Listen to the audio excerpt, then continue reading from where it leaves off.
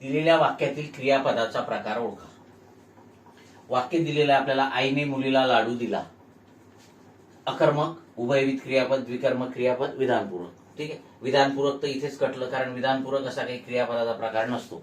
Okay, आता बघा या वाक्यातील कर्ता कर्म आपण बघू. दिला हे क्रियापद आहे, याच्यामधला मूळ धातू आहे दे. देणारी कोण आहे? आई. त्यामुळे आई काय येणार? कर्ता. आई काय येणार? कर्ता. तर देण्याची क्रिया मुलीवर होते आणि लाडूवरही होते, कारण यातला एक शब्द जर आपण काढून टाकला तर विधान पूर्ण होत नाही. आईने लाडू दिला, कोणाला दिला? विधान पूर्ण होणार नाही. लाडू जर काढून टाकलं मी तर आईने मुलीला दिला, काय दिला? विधान पूर्ण होणार नाही. म्हणजे इथे विधान पूर्ण होण्यासाठी मुलीला आणि लाडू या दोन्ही शब्दांची गरज आहे, आणि ही दोन्ही कर्म आहेत.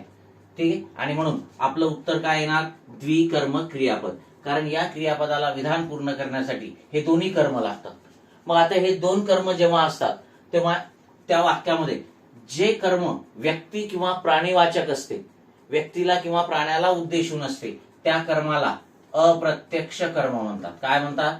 अप्रत्यक्ष कर्म. काय म्हणतात त्याला? अप्रत्यक्ष कर्म. मुलीला इथे अप्रत्यक्ष कर्म आहे, आणि जे कर्म वस्तुवाचक असते त्याला प्रत्यक्ष कर्म म्हणतात. त्याला काय म्हणतात? प्रत्यक्ष कर्म. आणि म्हणून इथे लाडू हे प्रत्यक्ष कर्म आहे, आणि या क्रियापदाला दोन दोन कर्माची गरज आहे. जे अप्रत्यक्ष कर्म असते ते नेहमी संप्रदानी चतुर्थी विभक्तीत असते. म्हणजेच इथे अप्रत्यक्ष कर्माला नेहमी संप्रदानी चतुर्थीचा प्रत्यय लागलेला असतो. ठीक आहे, आणि प्रत्यक्ष कर्माची विभक्ती प्रथमा समजली जाते.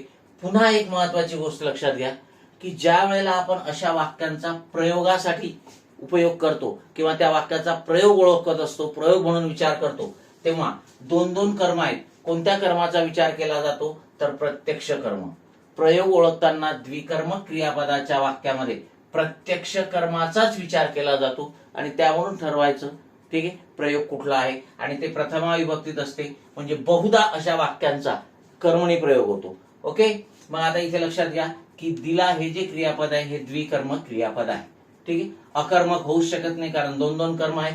उभयविध क्रियापद सुद्धा नाही. उभयविध क्रियापद म्हणजे काय? एकच क्रियापद सकर्मक आणि अकर्मक अशा दोन्ही प्रकारे वापरता येत असेल तर त्याला उभयविध क्रियापद म्हणतात. ठीक आहे, मग हे द्विकर्मक क्रियापद आहे.